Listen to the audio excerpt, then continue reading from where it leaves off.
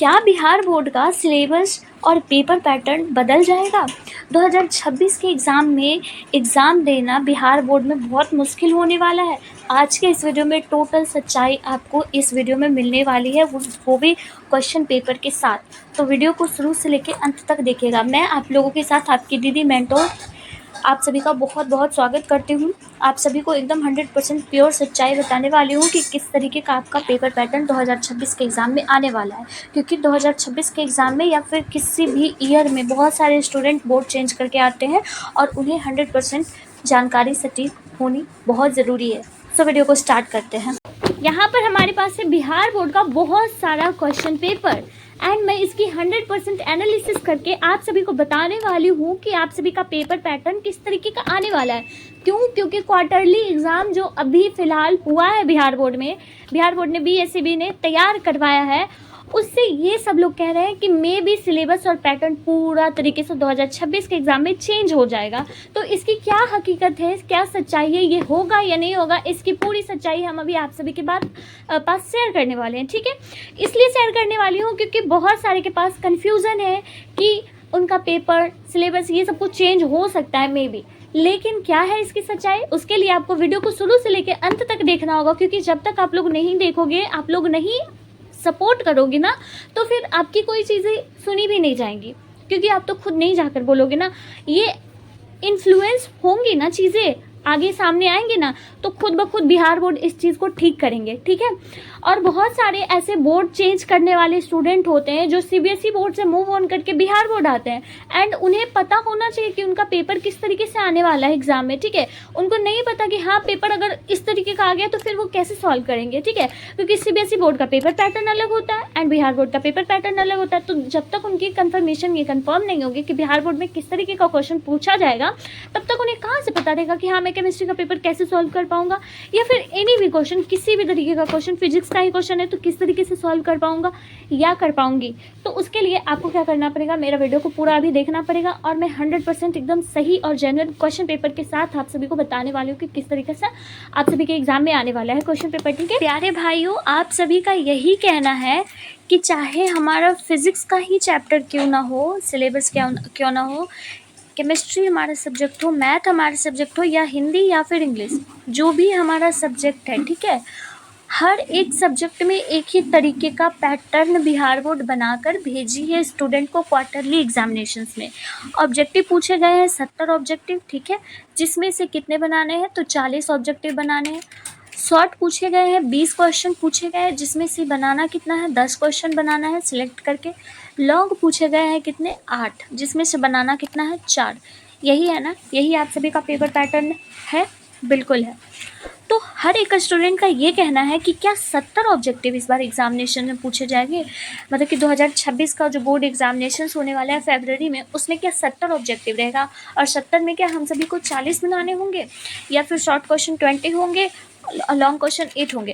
By the way मैं आप सभी को ये बता दूं कि 20 क्वेश्चन और शॉर्ट और 8 लॉन्ग क्वेश्चन ही हर बार पूछा जाता है फाइनल बोर्ड ईयर में। ठीक है, जैसे कि आपसे फिजिक्स, केमिस्ट्री और मैथ हो तो आपसे मैथ का अलग है, फिजिक्स केमिस्ट्री की बात करें तो फिजिक्स में आपसे 20 क्वेश्चन ही पूछे जाते हैं और जिसमें 10 बनाने होते हैं आपके फिजिक्स केमिस्ट्री में। आपको लॉन्ग क्वेश्चन भी 8 पूछे जाएंगे जिसमें 4 बनाने होते हैं। मैथ में होता क्या है ना, 30 क्वेश्चन शॉर्ट में रहता है और आपका 8 क्वेश्चन लॉन्ग में रहता है। ठीक है, तो 4 बनाने होते हैं, ये मैथ का है। ठीक है, बाकी सारे में इस तरीके का है। तो मेन सबका यहाँ पर प्रॉब्लम ये है कि क्या हमारा जो ऑब्जेक्टिव है उसका प्रॉब्लम हो रहा है कि ऑब्जेक्टिव में कितने क्वेश्चन पूछे जाएंगे। तो चलिए हम पिछले पेपर पैटर्न के हिसाब से आप सभी को यहाँ पर बताने वाले हैं। ठीक है, हम आप सभी को यहाँ पर दिखा रहे हैं सेंटअप क्वेश्चन। ठीक है, 2023 का सेंटअप क्वेश्चन ये यहाँ पर है और ये 2024 का यहाँ पर बोर्ड एग्जामिनेशन का क्वेश्चन है। आप सभी को इतना पता है ना कि सेंटअप क्वेश्चन जो होते हैं वो 2025 में, आप जैसे 2026 का एग्जामिनेशन दोगे ना तो 2025 में ये आपका सेंटअप पेपर हो जाएगा और 2026 में आप सभी का बोर्ड एग्जाम का पेपर पड़ेगा। ठीक है, तो ठीक उसी तरीके से 2024 का ये बोर्ड पेपर का है और ये 2023 का उसके मतलब कि 2024 का सेंटअप क्वेश्चन है। ठीक है, अब देखो ये इंग्लिश का पेपर है। अब सेंटअप क्वेश्चन पेपर में यहाँ पर 100 क्वेश्चन फुल मार्क्स से पूछा हुआ है ना, आप सभी को चीज़ दिख रहा होगा। 100 क्वेश्चन 7 क्वेश्चन ये अलग है, टोटल नंबर ऑफ क्वेश्चन यहाँ पर दिया गया है, लेकिन यहाँ पर कितने 100 क्वेश्चन पूछे गए हैं। Is it clear? Yes. English का फाइनल बोर्ड ईयर का क्वेश्चन पेपर देखिए तो सेम एग्जैक्ट आपको यहीं पे मिलेगा, फुल मार्क्स 100 2024 में। अगले ईयर का अगर हम आप सभी को दिखाएं तो 2023 यानी कि 2024 का वो था थ्योरी वाला क्वेश्चन पेपर, और ये है प्रैक्टिकल यानी कि फिजिक्स हो या केमिस्ट्री हो, इस तरीके का सब्जेक्ट जो भी होगा, हिस्ट्री, इकोनॉमिक्स, इन सभी का भी यहाँ पर वही फंडा है। ठीक है, यानी कि सेंटअप 2023 में ठीक वैसे ही 70 क्वेश्चन पूछे गए थे आपका शॉर्ट में। टोटल नंबर ऑफ 70 क्वेश्चन था, जिसमें कि 35 क्वेश्चन था ना, 35 बनाना था ऑब्जेक्टिव। ठीक है, 35 बनाना था ऑब्जेक्टिव 70 में। ठीक है, और आपका सब्जेक्टिव भी ठीक इसी तरीके से था 35 नंबर का। ठीक है, ठीक 35 नंबर का सब्जेक्टिव भी क्वेश्चन था। अब देखिए आप लोग, फाइनल ईयर में भी इसी तरीके से सेम पेपर पैटर्न रहा, यानी कि सेंटअप क्वेश्चन हो या फिर आप सभी का फाइनल पेपर क्वेश्चन हो, फाइनल हो। ठीक है, सेंटअप हो या फिर फाइनल पेपर हो। आगे देखिए, अब यहाँ पर है आप सभी का 2022 का भी मैं दिखा देती हूँ। ठीक है, 2023 का क्वेश्चन पेपर। ठीक है, 2023 का क्वेश्चन पेपर फुल मार्क्स कितना है? 70 का ये पूछा गया है, और फुल मार्क्स यहाँ पर 70 है। ठीक है, सेंटअप पेपर 2023 का, ये फाइनल है 2023 का। अब 2023 का यानी कि ये है मंथली एग्जामिनेशन का पेपर मैं दिखा रही हूँ आप सभी को। अब आप सब यहाँ पे एक चीज़ नोटिस करना, ये 2023 का है, यानी कि 2024 में फाइनल एग्जामिनेशन पड़ा होगा, उसी का ये 2023 का क्वेश्चन पेपर होगा। Is it clear? तो 2024 का हमारा कौन सा पेपर था? हमारा ये वाला 2024 का पेपर है। समझ आया बात? 2024 का ये वाला पेपर है, तो इसमें फाइनल में पूछा गया है 70 मार्क्स का क्वेश्चन। लेकिन आप यहाँ पर देख रहे हो, यहाँ पर आप से पूछा गया है केमिस्ट्री का ही क्वेश्चन पेपर है ये ना, और ये 2023 का मंथली सब एग्जामिनेशन का पेपर है। चाहे आपका मंथली एग्जामिनेशन पेपर हो, चाहे आपका क्वार्टरली पेपर हो, या फिर हाफ ईयरली ही क्यों ना हो, आप सभी का क्वेश्चन पेपर वैसा का वैसा ही रहने वाला है। ठीक है, बिहार बोर्ड हर बार इसी तरीके से करता है, यानी कि आपको हर मंथ में जून, जुलाई, अगस्त, सितंबर ये है, तो हर मंथ में आप सभी का उतना ही पेपर का महत्व दिया जाता है। मीन्स कि हर मंथ में आपको उसी तरीके का पेपर पैटर्न देखने को मिलेगा। आपको कभी 2024 में 50 क्वेश्चन में पूछ लेंगे, 2025 में आपसे 80 क्वेश्चन पूछ लेंगे। इसी तरीके का बिहार बोर्ड का पैटर्न होता है, जो कि आपको मैं यहाँ पर दिखा रही हूँ। ठीक है, फुल मार्क्स यहाँ पर पूछे गए थे 50। अब आपको कुछ समझ आया कि सेंटअप में पूछा गया 70। ठीक है, सेंटअप और फाइनल में 70 पूछा गया, लेकिन यहाँ पर एग्ज़ाम जो ईयरली हो, मंथली एग्ज़ाम हो, या फिर क्वार्टरली क्यों ना हो, हाफ ईयरली क्यों ना हो, क्वार्टरली हाफ ईयरली क्यों ना हो, तो आपसे यही पूछा जाएगा कितना? 50 यहाँ पर पूछा गया। तो आप कुछ यहाँ पर समझ पा रहे हो कि यहाँ पर 50 पूछा गया, लेकिन फाइनल या सेंटअप में हमसे पूछा गया कितना? तो 70 पूछा गया। आप इस चीज़ से कुछ समझ सकते हैं?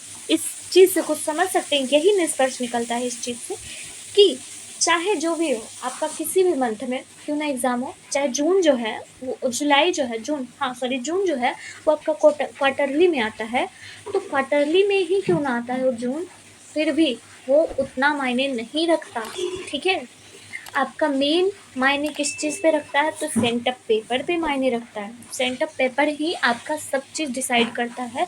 और आप एक बात कंफर्म मुझे बताओ, कौन सा स्टूडेंट है जो क्वार्टरली यानी कि 4 पार्ट होता है ना, 4 पार्ट में यानी कि 3 मंथ में आप सभी का कौन सा स्टूडेंट ऐसा है जो पूरा होल सिलेबस पढ़ ले?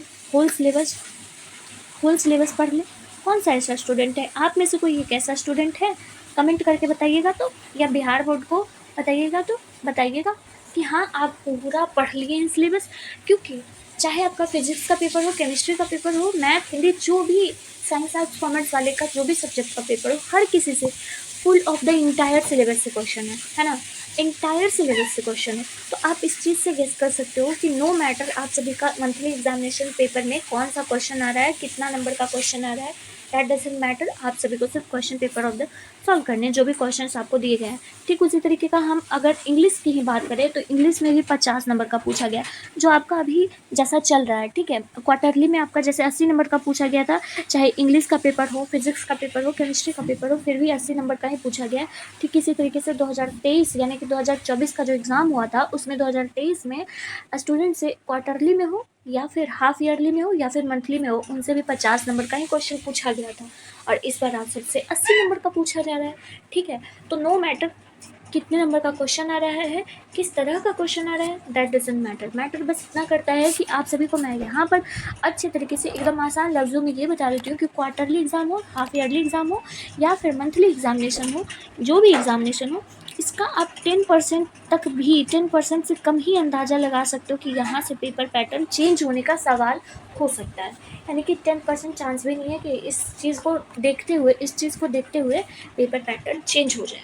ठीक है, दूसरी बात, सेंटअप एग्जामिनेशन में अगर पेपर चेंज होता है, ठीक है, इससे हम 80% से ऊपर 80 to 90% से ऊपर हम ये अंदाज लगा सकते हैं कि आपका पेपर पैटर्न चेंज हो सकता है। ठीक है, और इतना लंबा बिहार बोर्ड टाइम भी नहीं लेगा कि आपको डायरेक्ट सेंटअप के एग्ज़ाम में ये बताए कि आपका पेपर पैटर्न क्या होने वाला है। ठीक है, क्योंकि आप सभी का सेंटअप पेपर पैटर्न कब होता है, सेंटअप एग्जामिनेशन कब होते हैं आप सभी के, जनवरी में होते हैं सेंटअप एग्जामिनेशन, है ना।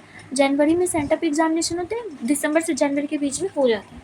ओके, आई थिंक जनवरी में ही होता है, स्टार्टिंग होता है जनवरी में ही आप सभी का सेंटअप पेपर होता है। और आप सभी का एग्जामिनेशन कब होता है, फरवरी, 1 फरवरी से स्टार्ट हो जाता है। और आप खुद बताओ कि क्या 1 फरवरी में बिहार बोर्ड हमें ये आकर कहेगी कि बच्चा आपका पेपर पैटर्न चेंज हो गया, आप इस तरीके से नहीं बल्कि इस तरीके से 1 मंथ में रेडी कर लीजिए आप सभी का यही क्वेश्चन इसी तरीके से, मतलब कि हम 70 क्वेश्चन ही पूछेंगे, 70 में से आप सभी को 35 नहीं बल्कि 40 ऑब्जेक्टिव बनाने हैं। इस तरीके से नहीं होता है। ठीक है, आपका अगर पेपर पैटर्न चेंज होता तो बिहार बोर्ड बता देती, लेकिन फिर भी अगर नहीं कंफर्म है तो आप सेंटअप एग्जामिनेशंस में भी कंफर्म कर सकते हो कि सेंटअप एग्जामिनेशंस में कंफर्म हो जाता है कि पेपर पैटर्न कहाँ से और कितने नंबर के मार्क्स पूछने जाने वाले हैं। ठीक है, 70 मार्क्स का आप ये भी लगा सकते हो ना अंदाज़ा कि सिंपल आप लोग यही समझो कि आप सभी का फिजिकल पेपर भी होता है। ठीक है, फिजिकल होता है और थ्योरी वाला पेपर होता है, सॉरी प्रैक्टिकल पेपर होता है। प्रैक्टिकल पेपर में आपका फिजिक्स का केमिस्ट्री का ये इन दोनों का होता है क्या,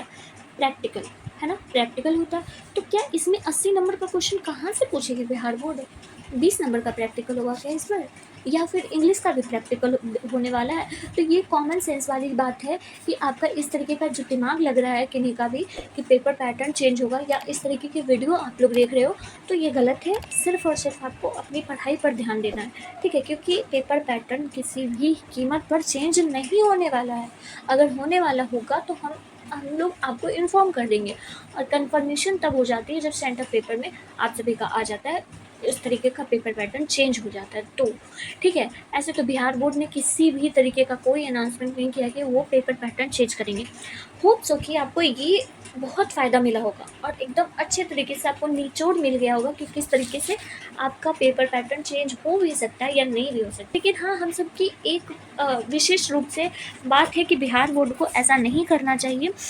जितने 100 मार्क्स का अगर पेपर होता है तो 100 मार्क्स का ही पेपर लेना चाहिए बिहार बोर्ड का, है ना। इंग्लिश का 100 मार्क्स का होता है तो इंग्लिश हिंदी का 100 लेना चाहिए। 70 मार्क्स का होता है फिजिक्स और केमिस्ट्री, तो फिजिक्स और केमिस्ट्री का 70 मार्क्स का ही लेना चाहिए पेपर पैटर्न, उसी तरीके से लेना चाहिए। इस तरीके से नहीं करना चाहिए कि कभी 80 नंबर का दे दिए, कभी 50 का दे दिए, तो कभी 70 का दे दिए, ये सही नहीं है। इस चीज़ को बिहार बोर्ड पर बहुत अच्छे से काम करना चाहिए। ठीक, आप सभी को हर एक क्वेश्चन पेपर को अच्छे से संभाल कर रखना है।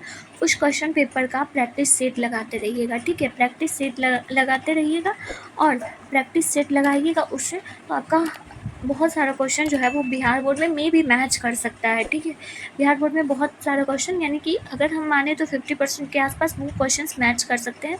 तो ये चीज़ें आप लोग देख लीजिएगा। ठीक है, और अगर कोई ये चाहते हैं कि नोट्स किस तरीके से बनाएं, या फिर कोई बच्चा ये चाहता है कि 2026 में बहुत सारे इम्पोर्टेंट फिजिक्स के क्वेश्चन मुझे चाहिए, अभी से ही बताना स्टार्ट कर दो आप दीदी, आपसे मुझे अभी ही इम्पोर्टेंट क्वेश्चन चाहिए, या फिर फिजिक्स का हो, केमिस्ट्री का हो, मैथमेटिक्स का हो, या इंग्लिश का किसी भी सब्जेक्ट का हो, तो आप लोग मुझे कमेंट सेक्शन में बताइएगा। अगर 100 कमेंट्स आ जाते हैं इस टॉपिक पे, तो मैं इस टॉपिक पे जल्दी वर्क करूँगी, वरना फिर मैं तो बनाऊँगी ही, लेकिन थोड़ा टाइम लगेगा, ठीक है? इसलिए अगर आप सब सपोर्ट करते हैं तो मैं जल्दी करने की कोशिश करूँगी, ठीक है? क्योंकि मेरे भी एग्ज़ामिनेशंस होते हैं, तो मुझे उसे भी देखना होता है।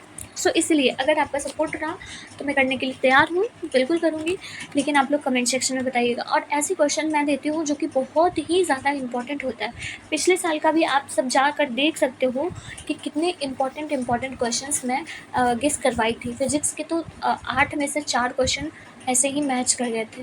बहुत सारे स्टूडेंट ने रिव्यू भी दिया कि दीदी आपने जो बताया लास्ट टाइम पे बहुत हेल्पफुल रहा था। तो प्लीज़ आप लोग भी बताइएगा, अगर आप सभी की डिमांड रही तो मैं ज़रूर इस पे वर्क करूँगी और जल्द से जल्द लाऊँगी। आप लोग बस अपना सपोर्ट बनाए रखिए, ठीक है? तो चलिए मिलती हूँ किसी और अगली इम्पॉर्टेंट वीडियो के साथ। तब तक के लिए आप लोग अच्छे से पढ़ाई करते रहिए। तब तक के लिए राधे राधे।